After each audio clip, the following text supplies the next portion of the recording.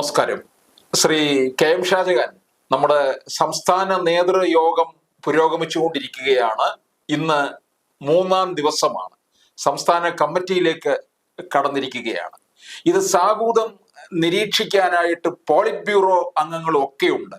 CPM-ന്റെ secretary ഉൾപ്പെടെയുള്ളവർ അവിടെ AKG സെന്ററിൽ ഇതെല്ലാം വീക്ഷിച്ചുകൊണ്ടിരിക്കുകയാണ്. വീക്ഷിക്കുന്നു എന്ന് പറഞ്ഞാൽ ഇത് കഴിയുമ്പോൾ പിണറായി വിജയനെ അങ്ങ് ശിക്ഷിക്കുകയോ മുഖ്യമന്ത്രി പദത്തിൽ നിന്ന് അങ്ങ് ഇറക്കി വിടുകയോ ചെയ്യുമെന്നൊന്നും നമ്മളാരും കണക്ക് കൂട്ടേണ്ട കാര്യമില്ല. കാര്യം CPM എന്താണെന്നുള്ളത് ഇപ്പൊ ഏതാണ്ട് എല്ലാവർക്കും മനസ്സിലായി കഴിഞ്ഞു. മുമ്പൊരിക്കല് പിണറായി വിജയൻ തന്നെ പറഞ്ഞിട്ടുണ്ടല്ലോ, നിങ്ങൾക്ക് ഈ പാർട്ടിയെ കുറിച്ച് ഒരു ചുക്കും അറിയില്ല എന്നുള്ളത്. ആ ചുക്കും അറിയില്ല എന്നുള്ളത് ഇത് തന്നെ ആയിരിക്കും, അല്ലേ? ഇതില് ഈ CPM-ന്റെ ദേശീയ ജനറൽ സെക്രട്ടറി ആയിട്ടുള്ള സീതാറാം യെച്ചൂരിയും CPM-ന്റെ മുൻ ദേശീയ ജനറൽ സെക്രട്ടറിയും മുതിർന്ന നേതാവുമായിട്ടുള്ള പ്രകാശ് കാരാട്ടും ഇവിടെ നടക്കുന്ന നേതൃയോഗങ്ങളിൽ 5 ദിവസവും പൂർണ്ണ സമയവും പങ്കെടുക്കുന്നു എന്നത് എന്തോ ഒരു വലിയ കാര്യമായിട്ടാണ് മാധ്യമങ്ങൾ ഇപ്പൊ കൊണ്ടുവന്നിട്ടുള്ളത്. എന്ന് പറഞ്ഞാൽ മുകളിൽ നിന്ന് അവര് ഇവിടെ വന്നിരിക്കുന്നത് ഇവിടെയുള്ള തെറ്റുകളൊക്കെ കണ്ട് അത് ബോധ്യപ്പെട്ട് അത് പരിശോധിച്ച് മനസ്സിലാക്കി അതിന്റെ തിരുത്തൽ നടപടികളും കൂടി എടുത്തിട്ട് പോകാൻ വേണ്ടിയിട്ടാണ് അവര് വിമാനത്തിൽ ഇവിടെ വന്ന് ഇറങ്ങിയിരിക്കുന്നത് എന്നുള്ള ഒരു സൂചനയാണ് കുറെ മാധ്യമങ്ങളെങ്കിലും നൽകിയിട്ടുള്ളത്.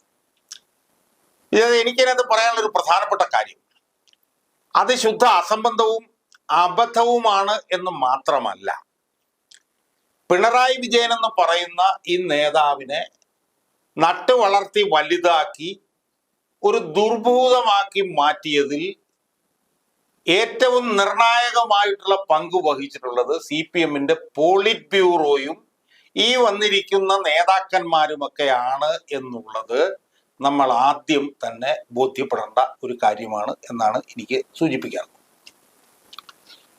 നമുക്കറിയാം, കഴിഞ്ഞ 2.5 വർഷക്കാലമായി ഇവരൊന്നും ഇവിടെ വരില്ലായിരുന്നു. കാരണം എല്ലാം പിണറായി വിജയൻ അങ്ങ് വിട്ടുകൊടുത്തിരിക്കുകയായിരുന്നു. കാരണം 2021 പിണറായി വിജയൻ 2ാം ഭരണം സമ്മാനിച്ചതോടുകൂടി ഇവിടെ എന്ത് നടന്നാലും അതിന്മേൽ തീരുമാനമെടുക്കാനുള്ള അധികാരം അവര് പിണറായി വിജയന് വിട്ടുകൊടുത്തിരിക്കുകയാണ്. ഇവിടെ എന്ത് അഴിമതി ആരോപണങ്ങൾ എന്തുണ്ടായാൽ പോലും അത് അവിടെ കേരളത്തിൽ തീരുമാനിക്കും എന്ന് പറയുകയായിരുന്നു ചെയ്തു. ഇപ്പോൾ സ്വർണ്ണക്കള്ളക്കടത്ത് വന്നു, ഡോളർ കള്ളക്കടത്ത്, മാസപ്പടി, ഈ ആരോപണങ്ങൾ ഉണ്ടായ സമയങ്ങളിലെല്ലാം തന്നെ പാർട്ടിയുടെ പോളിറ്റ് ബ്യൂറോ അതിൽ നിന്ന് കൈ ഒഴിയുകയും പിണറായി വിജയനെ കൊണ്ട് അത് ചെയ്യിപ്പിക്കാൻ വേണ്ടിയിട്ട് നിൽക്കുകയായിരുന്നല്ലോ അവർ ചെയ്തിട്ടുള്ളത്. എന്നാൽ കഴിഞ്ഞ ഒരു 10-20 വർഷക്കാലത്തെ ചരിത്രം നമ്മൾ എടുത്തു നോക്കി എന്താണ് വിജയനാഥൻ നമുക്ക് കാണാൻ കഴിയുന്നത്? നമ്മളൊന്ന് പുറകോട്ടൊന്ന് ചിന്തിച്ചു നോക്കി. 1998 അന്ന് പാർട്ടിയുടെ സംസ്ഥാന സെക്രട്ടറി ആയിരുന്ന ചടവൻ ഗോവിന്ദൻ അർബുദ രോഗബാധിതനായി മരിക്കുമ്പോഴാണ് പിണറായി വിജയനെ അന്ന് VS അച്യുതാനന്ദൻ പോയി കൈപിടിച്ചു കൊണ്ടുവന്ന് പാർട്ടി സംസ്ഥാന സെക്രട്ടറിയുടെ സ്ഥാനത്തേക്ക് കയറ്റിയിരുന്നത്. അത് ഞാൻ മനഃപൂർവ്വമാണ് പിണറായി വിജയനെ അച്യുതാനന്ദനാണ് ആക്കിയത് എന്ന് പറഞ്ഞത്. അതിനുശേഷം 2001-2006 കാലഘട്ടത്തിൽ ഇയാൾ പാർട്ടി സെക്രട്ടറി ആയിരുന്ന സമയത്ത് എത്രമാത്രം ആരോപണങ്ങളാണ് ഇയാൾക്കെതിരെ വന്നത്. ഓൺലൈൻ ലോട്ടറി കച്ചവടക്കാരൊക്കെ ആയിട്ട് ബന്ധപ്പെട്ടുകൊണ്ടൊക്കെ ഉൾപ്പെടെ ഒരു പിടി അഴിമതി ആരോപണങ്ങൾ അന്ന് വരികയും 2005 പിണറായി വിജയൻ ഉൾപ്പെട്ട ഏറ്റവും പ്രധാനപ്പെട്ട ഒരു അഴിമതി കേസിൽ ഒരു സുപ്രധാനമായിട്ടുള്ള സംഭവം ഉണ്ടാവുന്നത്. അതെന്തായിരുന്നു? CPM തന്നെ ഏറ്റവും കൂടുതൽ വില കൊടുത്തിട്ടുള്ള ഭരണഘടനാ സ്ഥാപനമായിട്ടുള്ള കൺട്രോളർ ആൻഡ് ഓഡിറ്റർ ജനറലിന്റെ റിപ്പോർട്ടിൽ പിണറായി വിജയൻ ഊർജമന്ത്രിയായിരുന്ന സമയത്ത് പള്ളിവാസൽ, പന്നിയാർ, ചെങ്കുളം എന്ന് പറയുന്ന 3 ഇടുക്കിയിലെ ജലവൈദ്യുത പദ്ധതികളുടെ നവീകരണ പ്രവർത്തനങ്ങൾ ലാവ്ലിൻ എന്ന് പറഞ്ഞ കമ്പനിയെ ഉൾപ്പെടുത്തി ചെയ്തതിന്റെ ഭാഗമായി ഖജനാവിന് 374.5 കോടി രൂപയുടെ നഷ്ടമുണ്ടായി എന്നുള്ള CAG-യുടെ റിപ്പോർട്ട് 2005 വന്നു. ആ റിപ്പോർട്ട് വന്ന സമയത്ത് അന്ന് പ്രതിപക്ഷ നേതാവും പോളിറ്റ് ബ്യൂറോ അംഗമായിട്ടുള്ള VS അച്യുതാനന്ദൻ പോളിറ്റ് ബ്യൂറോയ്ക്ക് കത്തെഴുതി. എന്നിട്ട് പറഞ്ഞു, പാർട്ടിയുടെ സംസ്ഥാന സെക്രട്ടറിയുമായി ബന്ധപ്പെട്ടുകൊണ്ട് ഇത്രയും വലിയൊരു അഴിമതി ആരോപണം വന്നിരിക്കുന്നു, അതുകൊണ്ട് ഇതുമേലുള്ള തീരുമാനം ഉണ്ടാകുന്നത് വരെ പാർട്ടി സംസ്ഥാന സെക്രട്ടറി ആ സ്ഥാനത്ത് നിന്ന് മാറി നിൽക്കേണ്ടതാണ്. മാറി നിന്നില്ലെങ്കിൽ വലിയ വിശ്വാസ തകർച്ച പാർട്ടിക്കുണ്ടാവും എന്ന് പറഞ്ഞുകൊണ്ട് അന്ന് വി എസ് അച്യുതാനന്ദൻ കത്തെഴുതി. അന്ന് വി എസ് അച്യുതാനന്ദന്റെ കൂടെ അഡീഷണൽ പ്രൈവറ്റ് സെക്രട്ടറിയായി ഞാൻ ജോലി ചെയ്യുന്നുണ്ട്. അന്ന് പ്രകാശ് കാരാട്ടായിരുന്നു ഈ സ്ഥാനത്തിരുന്നത്. പ്രകാശ് കാരാട്ട് കമാന്നൊരക്ഷരം മിണ്ടിയില്ല, ഒന്നും ചെയ്തില്ല, അനങ്ങാൻ പറഞ്ഞ നയം സ്വീകരിച്ചു. അതിനുശേഷം എന്ത് സംഭവിച്ചു? അതിനുശേഷം 2006 കേരള ഹൈക്കോടതിയുടെ ജസ്റ്റിസ് വി കെ ബാലിയും ജെ ബി കോശിയും അടങ്ങുന്ന ഡിവിഷൻ ബെഞ്ച് ലാവ്ലിൻ അഴിമതി കേസിൽ CBI അന്വേഷണം പ്രഖ്യാപിച്ചു. അന്നും വി എസ് അച്യുതാനന്ദൻ PB മെമ്പറാണ്. കത്തയച്ചിട്ട് പറഞ്ഞു, ദാ പിണറായി വിജയൻ എന്ന് പറഞ്ഞ സംസ്ഥാന സെക്രട്ടറിയുമായി ബന്ധപ്പെട്ടിട്ടുള്ള അഴിമതി കേസിൽ ഹൈക്കോടതിയുടെ ഡിവിഷൻ ബെഞ്ച് CBI അന്വേഷണം പ്രഖ്യാപിച്ചിരിക്കുന്നു, പിണറായി വിജയനെ മാറ്റി നിർത്തണം, അല്ലെങ്കിൽ പാർട്ടിക്ക് വിശ്വാസ തകർച്ച ഉണ്ടാവും. കത്തെഴുതി. അന്ന് ഞാൻ വി എസ് അച്യുതാനന്ദന്റെ കൂടെ ഉണ്ട്. അനങ്ങാൻ പറഞ്ഞായി സ്വീകരിച്ചു, ഒന്നും ചെയ്തില്ല. ഞാൻ പറഞ്ഞു വരുന്നത്, ഇനിയും കുറച്ചുകൂടി കാര്യങ്ങൾ എനിക്ക് പറയാൻ, എന്നാൽ പോലും ഇത്തരം കാര്യങ്ങൾ നടക്കുമ്പോൾ അന്ന് തിരുത്തൽ നടപടി എടുത്തിരുന്നുവെങ്കിൽ പിണറായി വിജയൻ ഇതുപോലൊരു ദുർഭൂതമായി പിണറായി വിജയൻ മാറില്ലായിരുന്നു. ഇനി അതിനുശേഷം എന്ത് സംഭവിച്ചു? 2007-2008 ആയപ്പോഴത്തേക്കും CBI പ്രാഥമിക അന്വേഷണം നടത്തി കുറ്റപത്രം സമർപ്പിച്ചപ്പോൾ പിണറായി വിജയൻ 9ാം പ്രതിയായി. വിജയൻ ആലോചിച്ച് നോക്കണം. CPM എന്ന് പറഞ്ഞ പാർട്ടിയുടെ സംസ്ഥാന സെക്രട്ടറി ഒരു അഴിമതി കേസിൽ 9ാം പ്രതിയാവുന്നു. എന്നിട്ടും ഈ പോളിറ്റ് ബ്യൂറോ അപ്പോഴും വി എസ് അച്യുതാനന്ദൻ കത്തയച്ചു, ദാ ഞാൻ നേരത്തെ പറഞ്ഞിട്ട് നിങ്ങൾ ചെയ്തില്ല, ഇപ്പതാ പ്രതിയായിരിക്കുന്നു. നമ്മുടെ പാർട്ടിയുടെ സംസ്ഥാന സെക്രട്ടറിയാണ്. പ്രതിയായി കഴിഞ്ഞ സാഹചര്യത്തിലെങ്കിലും പിണറായി വിജയൻ ആ സ്ഥാനത്ത് മാറ്റം പറഞ്ഞു, മാറ്റിയില്ല. അനങ്ങാൻ പറഞ്ഞായി സ്വീകരിച്ചു. പിണറായി വിജയൻ അവിടെ തന്നെ ഇരുന്നു. 2016 പിണറായി വിജയൻ മുഖ്യമന്ത്രിയായതിനു ശേഷം എത്രയോ അഴിമതി ആരോപണങ്ങൾ വന്നു. സ്വർണ്ണക്കള്ളക്കടത്ത് കേസ് വന്നു, ഡോളർ കള്ളക്കടത്ത് കേസ് വന്നു, മാസപ്പടി വിവാദം വന്നു, ക്യാമറ വിവാദം വന്നു, മകൾക്കെതിരെ ആരോപണം വന്നു, ഭാര്യക്കെതിരെ ആരോപണം വന്നു, ആരോപണങ്ങളുടെ പുറകെ ആരോപണങ്ങൾ. ആ സമയത്തൊന്നും കത്തയക്കാൻ പാവപ്പെട്ട വി എസ് അച്യുതാനന്ദൻ ഉണ്ടായില്ല, കാരണം രോഗാതുരനായി പോയി. പക്ഷേ ഇവിടെ ഉയർന്നിട്ടുള്ള വിവാദ വിഷയങ്ങളെല്ലാം പോളിറ്റ് ബ്യൂറോയുടെ ശ്രദ്ധപ്പെട്ടതാണ്.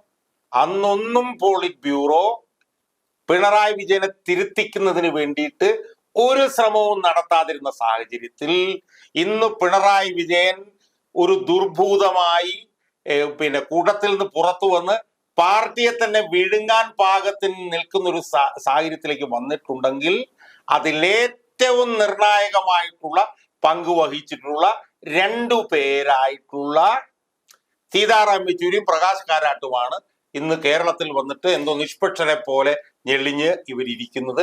ഇവരാണ് പിണറായി വിജയനെ ഇത്രയും വളർത്തി വലുതാക്കിയുകൊണ്ട് യഥാർത്ഥത്തിൽ നടപടി ഇവർക്കെതിരായിട്ടാണ് ആദ്യം ഉണ്ടാവേണ്ടത് എന്നാണ് എനിക്ക് പ്രാഥമികമായി സൂചിപ്പിക്കാറുള്ളത്.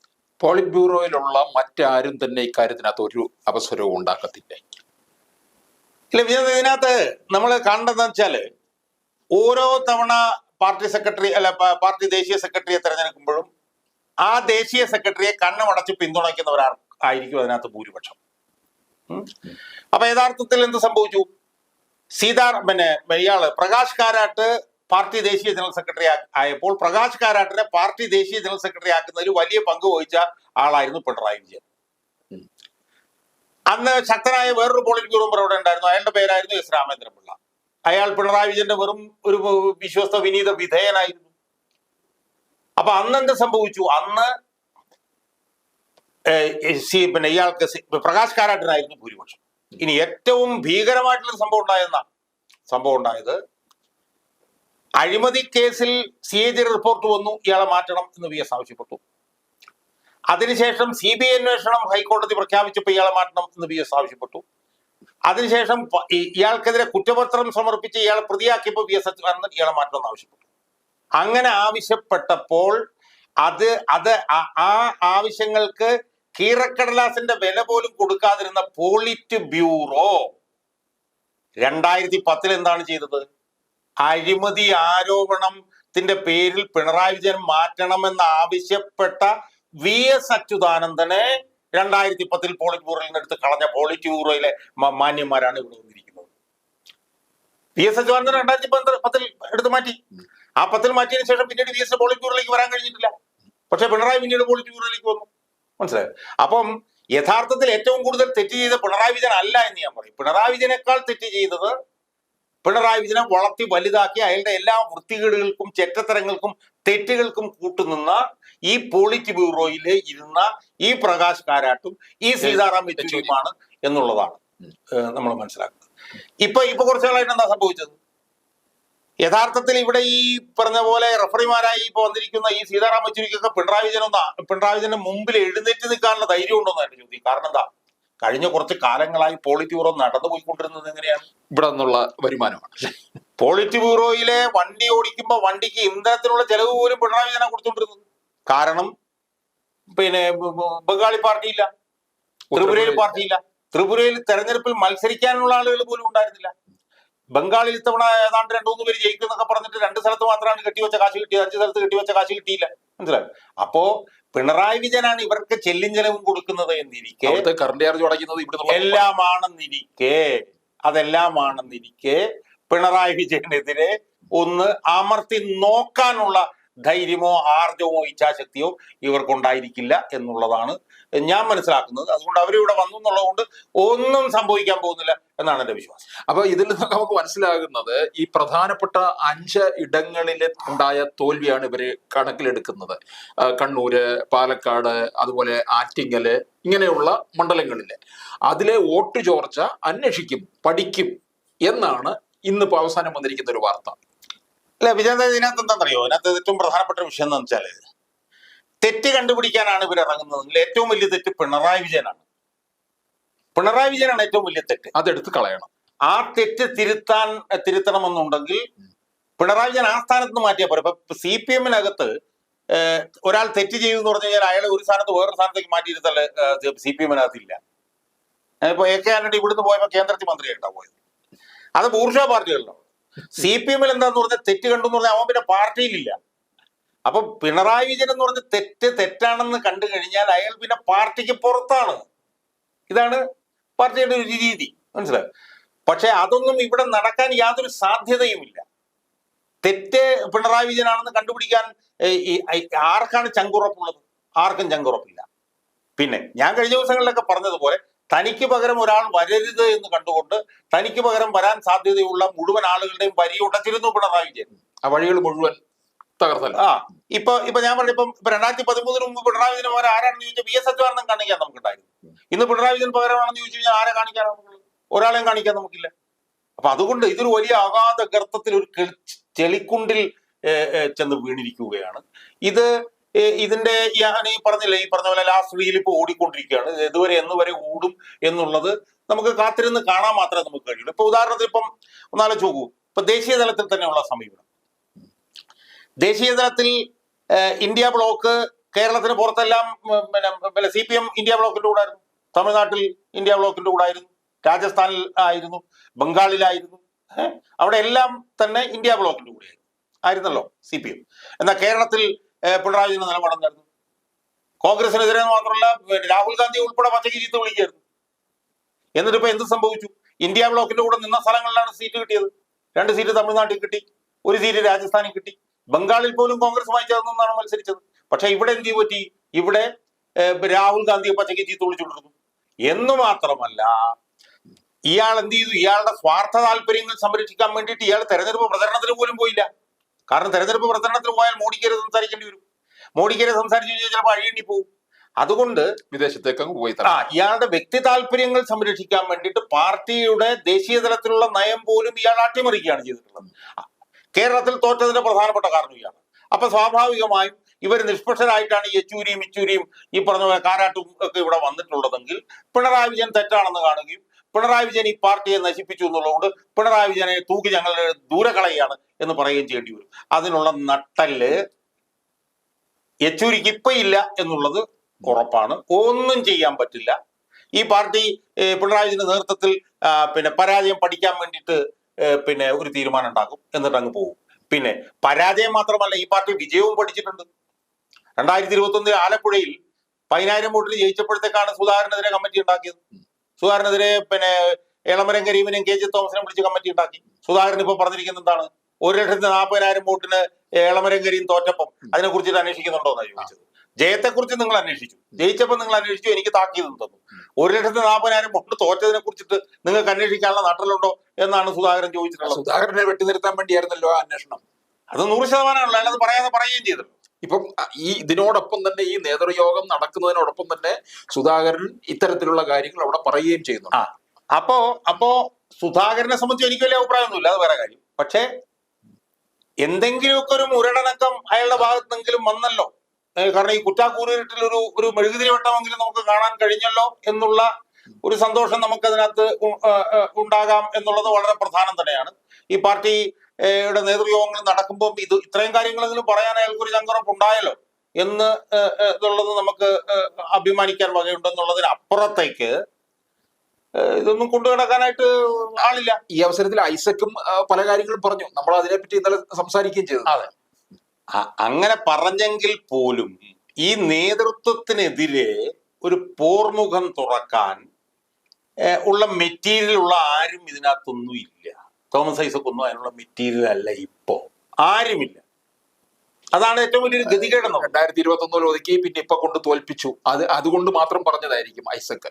അല്ല, ഞാൻ പറഞ്ഞ എന്തായാലും ഐസക്കൊക്കെ എന്തെങ്കിലുമൊക്കെ പറഞ്ഞിട്ടുണ്ടെങ്കിൽ പോലും ഐസക്കിനൊന്നും പിണറായി വിജയനെതിരായിട്ടൊരു പോർമുഖം തുറക്കാനുള്ള കെൽപ്പില്ല എന്നുള്ളത് ആർക്കറിയാൻ മേലാത്തത്. കാരണം ഇപ്പൊ VS അച്യുതാനന്ദനെ നമ്മൾ പിണറായി വിജയനെതിരെ കണ്ടിരുന്നത് എന്തുകൊണ്ടാണ്? VS അച്യുതാനന്ദൻ കൺസിസ്റ്റന്റ് ആയിട്ട് പിണറായി വിജയനെ ഓൺ എ ഡെയിലി ബേസിസ് എതിർത്തുകൊണ്ടിരിക്കുകയാണ്. അതുകൊണ്ടാണ് നമ്മൾ VS അച്യുതാനന്ദൻ വിശ്വാസം. തോമസ് ഐസക് എന്ന് പറഞ്ഞാൽ ഔട്ട് ഓഫ് ദി ബ്ലൂ വന്നിട്ട് ഒരു ദിവസം പറഞ്ഞിട്ടൊക്കെ പറഞ്ഞു പോയി എന്നുള്ളതല്ലാതെ അതിനപ്പുറത്തേക്കൊന്നും പോകാൻ പറ്റിയ ഒരാളും ഇതിനകത്ത് ഇല്ല. പാർട്ടി സ്റ്റേറ്റ് കമ്മിറ്റിയിലും ആരെങ്കിലും ഒക്കെ എന്തെങ്കിലും വന്ന് പറയുമെന്ന് എനിക്ക് തോന്നുന്നില്ല. ഒരു തെറ്റ് തിരുത്താനുള്ള ഒരു ലാഞ്ചനയും കാണുന്നില്ല എന്നാണ് എനിക്ക് തോന്നുന്നത്. കാരണം സെക്രട്ടേറിയറ്റിലൊന്നും ഒരു അപശബ്ദം ഉണ്ടായിട്ടുള്ളതായിട്ടൊന്നും നമുക്കറിയില്ല. സ്റ്റേറ്റ് കമ്മിറ്റി ഈ പറഞ്ഞ പോലെ 3 ദിവസത്തിന് പകരം 1.5 ദിവസത്തിനുള്ളിൽ തീർന്നു പോകുമോ എന്നുള്ളത് മാത്രമേ ഇനി നമ്മൾ നോക്കേണ്ടുള്ളൂ. അതാണ് കുറച്ച് കാലങ്ങളായി നടന്നു വന്നുകൊണ്ടിരിക്കുന്നത്. പിണറായി വിജയനെതിരെ എന്തെങ്കിലുമൊക്കെ പറയാനുള്ള ധൈര്യമൊന്നുമുള്ള ഒരാളും ഇതിനകത്തുണ്ട് എന്ന് എനിക്ക് തോന്നുന്നില്ല. അപ്പൊ നേതൃയോഗം ഇനിയിപ്പം 2 ദിവസം കൂടി ഉണ്ട്. നമുക്ക് ആ ദിവസങ്ങളിൽ നമുക്ക് ഇത് അതെ എന്തെങ്കിലുമൊക്കെ വിവരങ്ങൾ അല്ലെങ്കിൽ എന്തെങ്കിലുമൊക്കെ പ്രശ്നങ്ങളൊക്കെ പുറത്ത് വരികയാണെങ്കിൽ അതിന്റെ അടിസ്ഥാനത്തിൽ നമുക്ക് അതിന്റെ ശരിതെറ്റുകൾ നമുക്ക് ആ സമയത്ത് ചർച്ച ചെയ്യാൻ തോന്നും.